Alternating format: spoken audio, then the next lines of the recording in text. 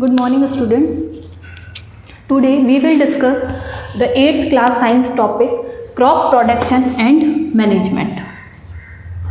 As we know, all living organisms need food. जितने भी living organism हैं उन सबको क्या चाहिए? फूड चाहिए. किस लिए चाहिए? ये सब हम छोटी क्लास में पढ़ चुके हैं. फूड जो है वो हमारी बॉडी को क्या देता है? एनर्जी. वो हमारी बॉडी को क्या देता है? एनर्जी. लिविंग ऑर्गेनिज्म में अगर मैं बात करूँ तो सबसे पहले प्लांट, एनिमल और human, they all need food. Only plant जो है वो सिर्फ क्या करते हैं? अपना जो फूड है, मेक देयर ओन फूड, अपना फूड जो है वो खुद बनाते हैं.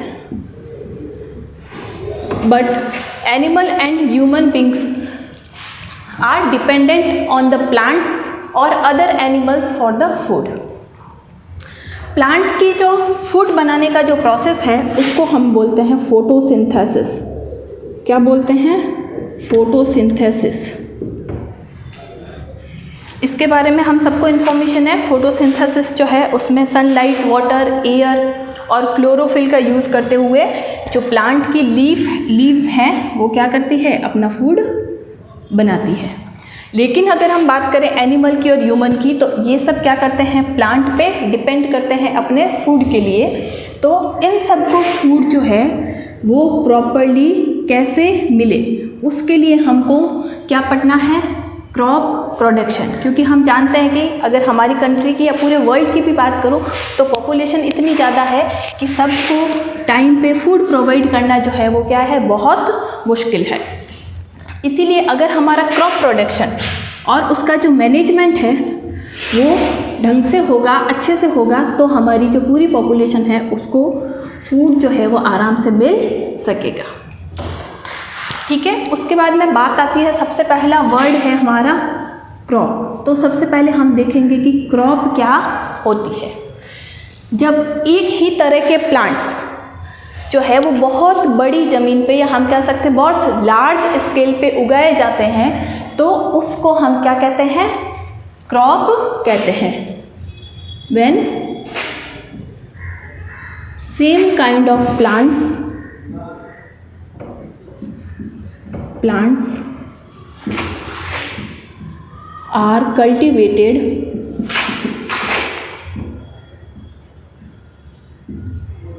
at a large scale.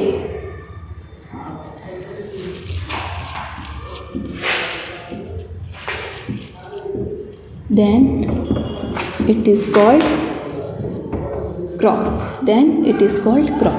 This is the definition of crop. When the same kind of plants are cultivated at a large scale, then it is called crop. Now the crop, जैसे मैंने बोला, crop of wheat, गेहूं की फसल. तो गेहूं की फसल का मतलब क्या हो गया? जितनी भी बड़ी ज़मीन है, जितना हमारा खेत है, उसमें जो सारे प्लांट्स हैं वो सब किसके होंगे? गेहूं के होंगे. सब किसके होंगे? गेहूं के होंगे. ठीक है. उसके बाद में हम देखेंगे कि क्रॉप जो है वो कितने टाइप की होती है. Types of crop.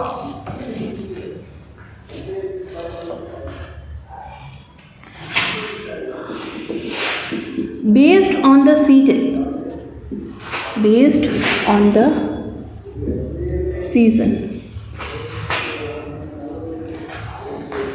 Based on the season, crop is having two types.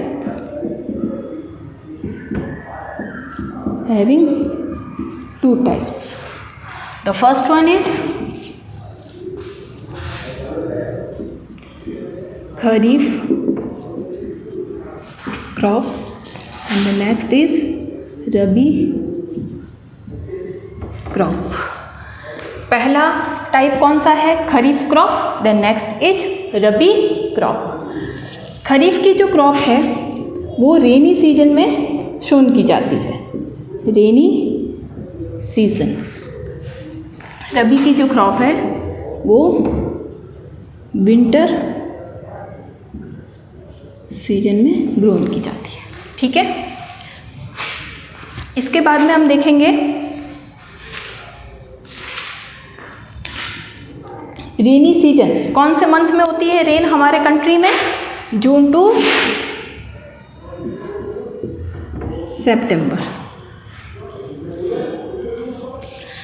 Some example of kharif crop: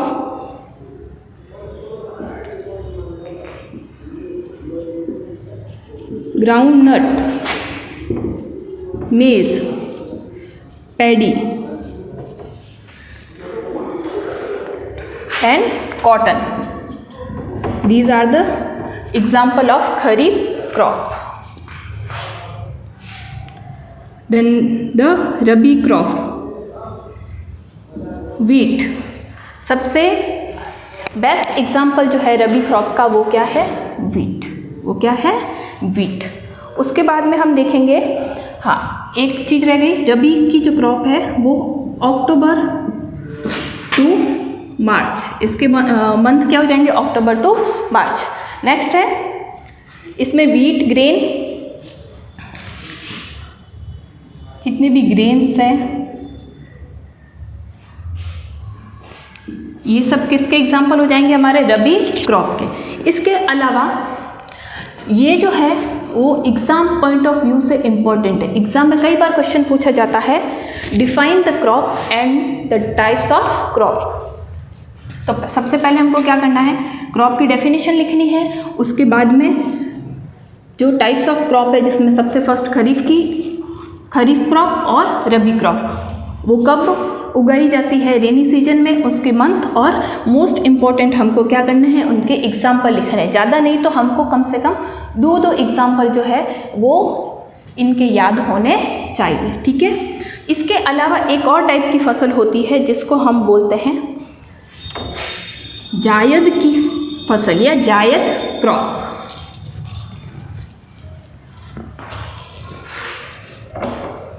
एक और टाइप की क्रॉप है जायद क्रॉप, जो बेसिकली समर सीजन में होती है।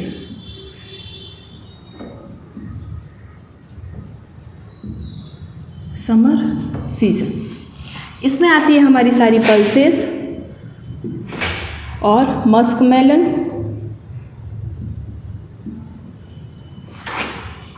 और वाटरमेलन। ये दो इम्पॉर्टेंट है, मस्क मेलन और वाटरमेलन। ये जो कौन से टाइप की क्रॉप में आएगी?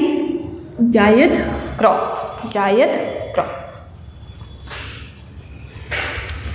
अब हमने ये तो पढ़ लिया कि क्रॉप जो है वो इतने टाइप की होती है और इन सीजन में होती है, लेकिन क्या हम बोल रहे हैं उतना ही आसान है क्रॉप जो है उसको उगाना या उसका प्रोडक्शन करना? तो अब हम देखेंगे कि क्रॉप प्रोडक्शन के बेसिक स्टेप्स जो है वो क्या है, कैसे एक फार्मर जो है वो अपनी लैंड को पहले प्रिपेयर करता है क्रॉप प्रोडक्शन के लिए। तो क्रॉप प्रोडक्शन के कुछ स्टेप है जिसको हम बोलते हैं एग्रीकल्चर प्रैक्टिसेस। एग्रीकल्चर प्रैक्टिसेस, जिसमें सबसे पहले आता है हमारा preparation of soil. Preparation of soil के बाद में आता है सोइंग। प्रिपरेशन ऑफ सॉइल के बाद में क्या आता है? Sowing. The next one is adding manure and fertilizer.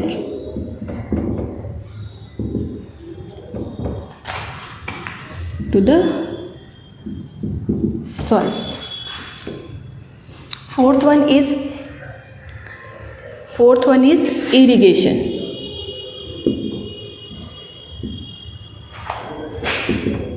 Irrigation basically means supply of water. Supply of water the fifth one is weeding.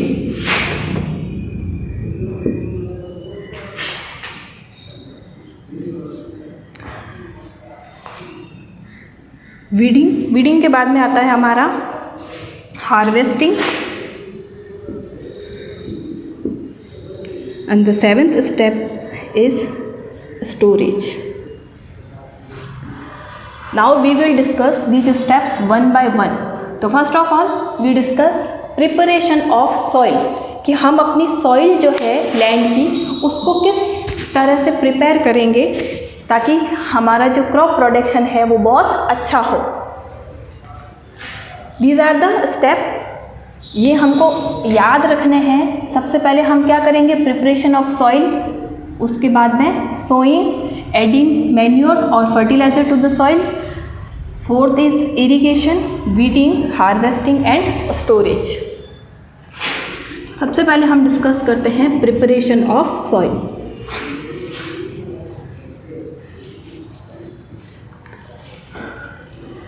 अब ये पढ़ने से पहले हमारे मन में क्वेश्चन आता है कि सॉइल को प्रिपेयर करना क्यों ज़रूरी है। सॉइल का प्रिपरेशन जो है वो क्यों ज़रूरी है। तो हम देखते हैं कि हमारी जो सॉइल है उसके अंदर कई प्रकार के क्या होते हैं, मिनरल्स। क्या होते हैं, मिनरल्स। लेकिन वो मिनरल्स जो है वो सॉइल की जो इनर लेयर है उसमें होते हैं, और हम जो है कुछ सेंटीमीटर के ऊपर अगर हमने कोई सीड डाला है तो वो मिनरल्स जो है वो इस सीड को अच्छे से नहीं मिल पाते हैं।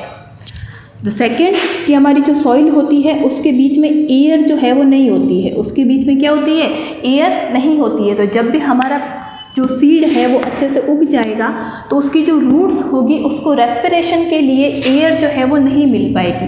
तो इन सब को करने के लिए हम क्या करते हैं, अपनी सॉइल को प्रिपेयर करते हैं। मतलब सॉइल को हमने क्या कर दिया, उलट पुलट कर दिया, ताकि जो नीचे मिनरल्स वाली सॉइल है वो ऊपर आ जाए, और मिट्टी को या सॉइल को उलट पुलट करने से क्या होगा कि उसके बीच में जो है वो क्या बढ़ जाएगी, एयर बढ़ जाएगी, ताकि जो रूट्स है वो इजीली रेस्पिरेशन कर पाएगी। तो प्रिपरेशन ऑफ सॉइल के 2 मेथड्स हैं हमारे पास।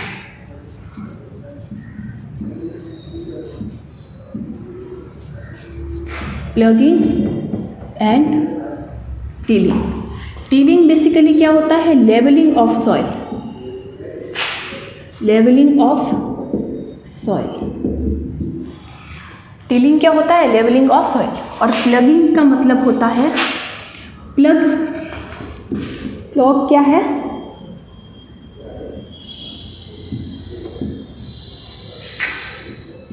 एक तरह की हम कह सकते हैं एक औजार है जिसकी हेल्प से हम क्या करते हैं, जो हमारे लैंड, जो हमारे खेत की मिट्टी है उसको हम क्या करते हैं, उलट पुलट करते हैं। इसको हिंदी में बोलते हैं हल। नाम तो हम सब ने सुन ही रखा है। ये जो है वो पहले के ज़माने की अगर मैं बात करूँ, ओल्ड टाइम्स की, तो उस टाइम ये जो है वो बना होता था वुड का। लेकिन आज के टाइम में इसको किसने रिप्लेस कर दिया है, आयरन ने। किसने रिप्लेस कर दिया है, आयरन ने। तो इस प्लग की मदद हेल्प से क्या किया जाता है, मिट्टी को उलट पुलट किया जाता है, ताकि मिट्टी की जो इनर लेयर्स है वो ऊपर आ जाए, और मिट्टी के जो पी सब्सटेंस है उनके बीच में क्या बढ़ जाए, एयर बढ़ जाए, ताकि जो हमारी रूट्स है वो आराम से रेस्पिरेशन की जो प्रोसेस है उसको कर सके। नेक्स्ट है हमारा टिलिंग। टिलिंग का मतलब होता है लेवलिंग ऑफ द सॉइल। अगर हम मिट्टी में देखें कई बार तो क्या होता है कि मिट्टी जो है वो कहीं से ऊंची है, कहीं पे नीचे है, कहीं पे हमको मिट्टी के बहुत बड़े जो ढेर जो है वो भी मिल जाते हैं। तो प्रिपरेशन ऑफ सॉइल के प्रोसेस में मिट्टी जो है वो पूरे लैंड में क्या हो जाती है, एक जैसी हो जाती है। पूरे लैंड में क्या हो जाती है, एक जैसी हो जाती है, ताकि हम जब उसमें सीड को शोन करें तब सारे सीड जो है वो हमारे इजीली क्या हो जाए, मिट्टी के अंदर चले जाए। ठीक है, तो ये है हमारा प्रिपरेशन ऑफ सॉइल। प्लग के अलावा एक और होता है जिसको बोलते हैं हॉय। इसका कुछ स्ट्रक्चर ऐसा होता है, ऊपर से एक आयरन की रॉड होती है और नीचे से ये कुछ इस तरह से होता है। यहाँ पे एक हैंडल लगा हुआ होता है जिसकी सहायता से क्या किया जाता है, मिट्टी को उलट पुलट किया जाता है। अब प्लग जो है इसको भी चलाने के लिए हमको क्या चाहिए होता है, वोल्स। अब ये सारे जो मेथड है ये सब क्या है कि इसमें हमको ह्यूमन पावर जो है उसकी बहुत ज़रूरत है, क्योंकि ये सारे काम जो है वो ह्यूमन बीइंग जो फार्मर है उस लैंड का वो खुद ही करेगा। लेकिन जब आजकल हम बात करें कि आजकल ज़माना किसका है, टेक्नोलॉजी का, तो सारी चीज़ें ये जो है ये सब किससे रिप्लेस हो गई है, मशीनों से रिप्लेस हो गई है। तो आज के टाइम में प्रिपरेशन ऑफ सॉइल के लिए जो यूज़ किया जाता है उसको बोलते हैं कल्टीवेटर।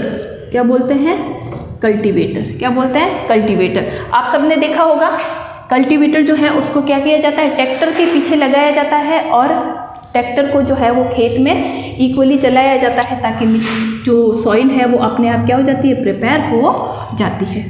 लेकिन आज ये जो कल्टीवेटर है इसके लिए हमको क्या चाहिए, इसको चलाने के लिए कोई ना कोई हमको फ्यूल चाहिए या किसी ना किसी टाइप की हमको क्या चाहिए, एनर्जी चाहिए। ठीक है, तो फर्स्ट स्टेप हमारा क्लियर हो गया है, preparation of soil. Next step कौन सा था, नेक्स्ट स्टेप इज सोइंग। जब हमारी मिट्टी जो है वो बहुत अच्छे से तैयार हो गई है तो अब हम क्या करेंगे, उसके अंदर बीज बोएंगे। तो सोइंग प्रोसेस में हम क्या करते हैं, सीड जो है उनको सोन करते हैं। अब सबसे पहले बात आती है सीड की। अब फार्मर जो है वो इतनी मेहनत से अपनी फसल जो है वो उसको उगाता है, तो वो क्या चाहता है कि मेरा प्रोडक्शन जो है वो अच्छे से अच्छा हो।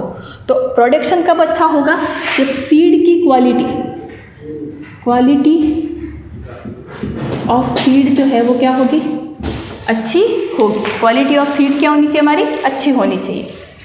तो एक बेसिक प्रोसेस है जिसको हम अपने घर पे करके देख सकते हैं कि क्वालिटी ऑफ सीड को हम कैसे करें।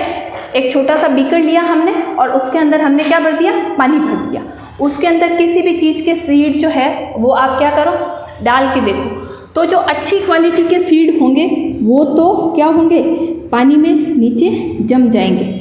लेकिन जो सीड जो है वेट में हल्के होंगे, हॉलो होंगे, वो क्या होगा, पानी के ऊपर, वाटर के ऊपर तैरने लग जाएंगे। तो ऐसे हम फाइंड आउट कर सकते हैं कि सीड की क्वालिटी जो है, ये जो अच्छी ये क्या है, क्वालिटी सीड है। तो अच्छी क्वालिटी के जो सीड है वो तो नीचे जम जाएंगे और जो लो क्वालिटी के सीड है वो पानी के ऊपर तैरने लग जाएंगे। तो हमको जब अपने खेत में फसल बोनी है तो उसके लिए हमको क्या करना है, अच्छी क्वालिटी के सीड जो है उनका यूज़ करना है ताकि हमारा क्रॉप प्रोडक्शन जो है वो अच्छे से अच्छा हो। तो सोइंग के दो मेथड हैं। ओल्ड टाइम्स में एक मेथड यूज़ होता था जिसको बोलते थे हम फनल मेथड। लेकिन आज के टाइम में सीड सोन करने के लिए हमारे पास में एक मशीन है जिसको हम बोलते हैं सीड ड्रिल।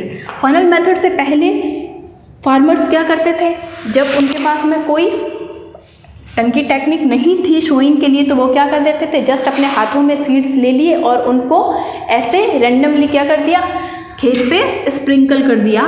तो जिससे क्या होता था कि जो सीड है हमारे वो यूनिफॉर्म डिस्टेंस पे नहीं होते थे और कुछ सीड जो है वो मिट्टी के ऊपर ही रह जाते थे। तो बर्ड्स जो है वो उन सीड्स को खा जाते थे, जिससे हमारा क्रॉप प्रोडक्शन है वो अच्छा नहीं होता था। लेकिन आज के टेक्नोलॉजी ज़माने में सीड ड्रिल जो है वो क्या है, बेस्ट ऑप्शन है अपने लैंड पे सीड ड्रिल करने का या सीड सोन करने का। फनल मेथड में क्या होता था, एक ऐसी फनल होती थी जिसका जो एंड है वो शार्प एजेस होता था। यहाँ से सीड डाले जाते थे और इस फनल को मिट्टी के अंदर, फिर यहाँ से सीड आते थे और वो कहाँ चले जाते थे, मिट्टी के अंदर। फिर थोड़ा चल के वापस फनल को आगे लिया जाता था और वापस से यहाँ से सीड डाले जाते थे और ये शार्प एजेस से सीड जो है वो क्या जो है वो मिट्टी के अंदर चले जाते। ये मेथड तो ठीक था, लेकिन ये क्या था, बहुत टाइम कंज्यूमिंग था। क्या था, टाइम कंज्यूमिंग। इसमें टाइम जो है वो बहुत ज़्यादा लग जाता था। इसीलिए आज के टाइम में हम यूज़ करते हैं सीड ड्रिल।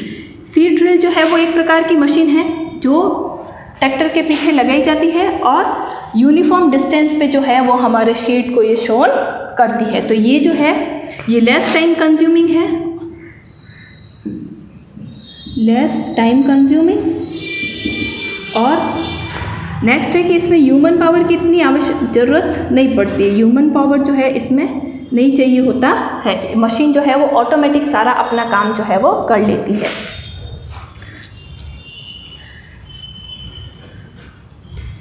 नेक्स्ट हमारा क्रॉप प्रोडक्शन या एग्रीकल्चर प्रैक्टिसेस का प्रोसेस है एडिंग मैन्योर और fertiliser. The third word one is adding manure and fertiliser. अब हम फर्स्ट स्टेप में हमने पढ़ा कि मिट्टी जो है उसमें मिनरल्स होते हैं, सॉइल में मिनरल्स होते हैं। तो हमको कहाँ इसकी ज़रूरत पड़ी कि हम मिट्टी में मैन्योर और फर्टिलाइज़र को ऐड करें। अलग अलग टाइप की क्रॉप है तो उनकी जो नीड होती है वो भी क्या होती है, अलग अलग होती है। तो और मिट्टी में जो मिनरल्स होते हैं वो हमारी क्रॉप के लिए इनफ नहीं होते हैं, तो उसके लिए हम क्या करते हैं, अलग से मैन्योर और फर्टिलाइज़र जो है वो ऐड करते हैं। ये क्रॉप प्रोडक्शन का बहुत इम्पोर्टेंट प्रोसेस है क्योंकि ये इस पर क्या डिपेंड करती है, ग्रोथ ऑफ आवर क्रॉप। हमारी क्रॉप की जो ग्रोथ है वो किस पे डिपेंड करती है कि हमने किस टाइप के मैन्योर और फर्टिलाइज़र जो है वो ऐड किए हैं। जब हमारे सीड्स को ढंग का न्यूट्रिएंट्स मिलेगा तभी वो क्या कर पाएंगे, अच्छे से ग्रो कर पाएंगे। मैन्योर जो है इसको हम कंपोस्ट भी बोल सकते हैं। क्या बोल सकते हैं, कंपोस्ट। मैन्योर जो है वो हमारी होती है ऑर्गेनिक, जबकि फर्टिलाइज़र जो है वो क्या होते हैं, इनऑर्गेनिक। क्या होते हैं, इनऑर्गेनिक। मैन्योर जो है इसको हम कहाँ बनाते हैं, अपने फील्ड में ही, अपने खेत में ही क्या करते हैं, बनाते हैं।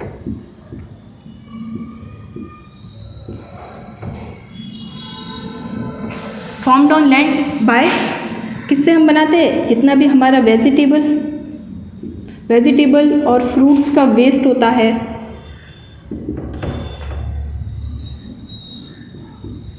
और जितना भी हमारा एनिमल वेस्ट होता है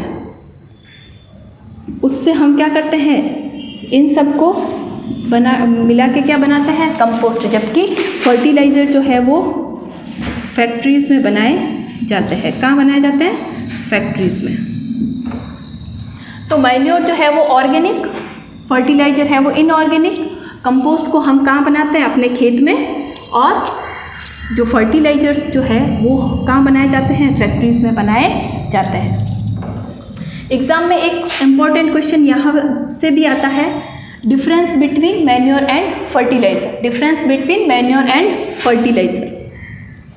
अब मैन्योर जो है उसका यूज़ करना हमारे लिए क्या है, अच्छा है। लेकिन फर्टिलाइज़र जो है उसका यूज़ करते हैं तो उससे क्या होता है, वाटर पोल्यूशन। क्या होता है, वाटर पोल्यूशन। ये हमारे मिट्टी में मिनरल्स जो है उसकी क्वांटिटी, उसके कंटेंट को तो बढ़ाता है, लेकिन अगर हम इसका एक्सेस यूज़ कर रहे हैं तो वो क्या करता है, वाटर पोल्यूशन बढ़ाता है।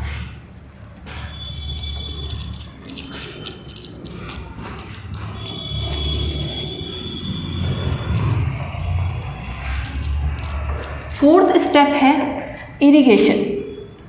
फोर्थ स्टेप है irrigation. Irrigation simply means supply of water. Supply of water. Supply of water.